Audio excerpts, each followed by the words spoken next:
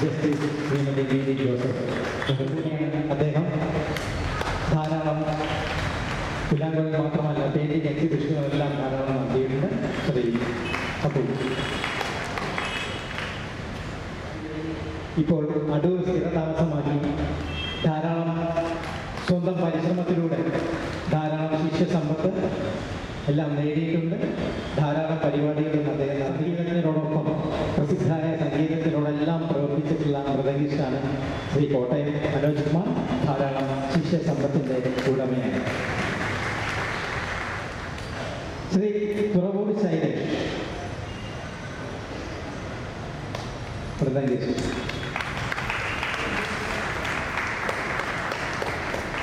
ഇവരെല്ലാവരും തന്നെ സംഗീത വേദികളിൽ നിറഞ്ഞിരിക്കുന്നു. സംഗീത ഗാനാധിപത അവാർഡ് അദ്ദേഹത്തിന് ജസ്റ്റിസ് സമ്മാനിക്കും. ശ്രീ തൃപ്പൂണിത്തുറ ശശികുമാർ.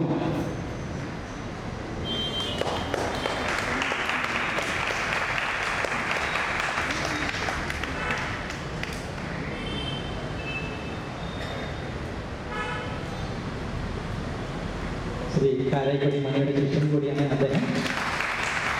സംഗീതസഭയിൽ തുടക്കം മുതൽ ശ്രീ ബാബു അദ്ദേഹത്തിന് എല്ലാവിധ പിന്തുണയും നൽകിക്കൊണ്ടിരുന്നു.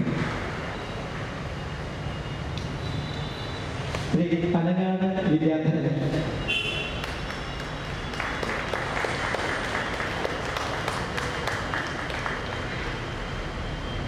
അദ്ദേഹം മികച്ച ഒരു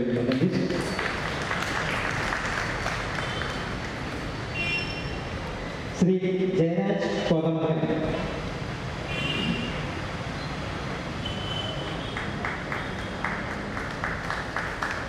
ഒട്ടുമിക്ക എല്ലാ മൃദംഗം മാത്രമല്ല, ഒട്ടുമിക്ക എല്ലാ ശ്രീ കുമ്പളം ഭക്തവത്സലൻ.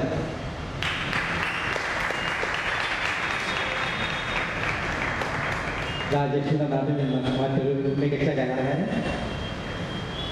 മൃദംഗവും തബലയിൽ മാത്രമല്ല, ആ കരങ്ങളിൽ മരം കൊണ്ട് അതിമനോഹരമായ ശില്പങ്ങൾ കൂടി അദ്ദേഹം കൊത്തിയുണ്ടാക്കുന്നു. തബലിസ്റ്റ് ശ്രീ കിരൺ എൻ കരുൺ.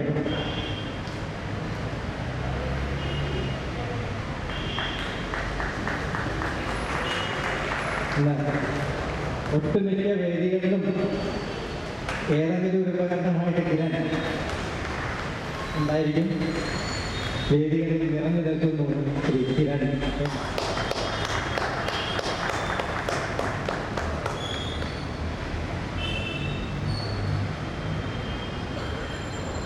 സംഗീതഗാന കിട്ടുന്ന അവാർഡിന് Shri pano Alappuzha justice Mary Joseph സ്വീകരിച്ചു. ശ്രീ രാജേന്ദ്രൻ പള്ളുരുത്തി തബലിസ്റ്റ്.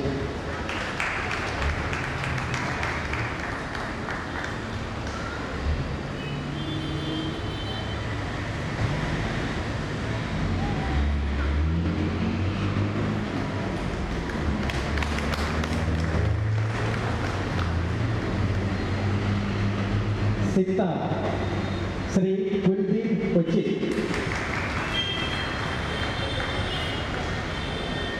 ഹിന്ദുസ്ഥാനി സംഗീതത്തിൻ്റെ ഒരു കേന്ദ്രമാണ് കൊച്ചി.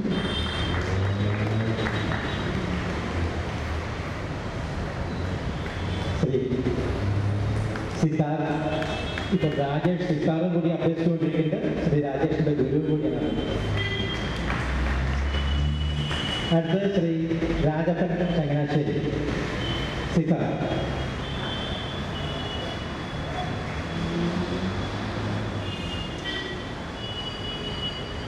അദ്ദേഹവും രാജേഷിൻ്റെ ഗുരുവാണ്. സിത്താർ വാദനത്തിൽ മാത്രമല്ല, സിത്താർ അദ്ദേഹം നിർമ്മിക്കാറുണ്ട്.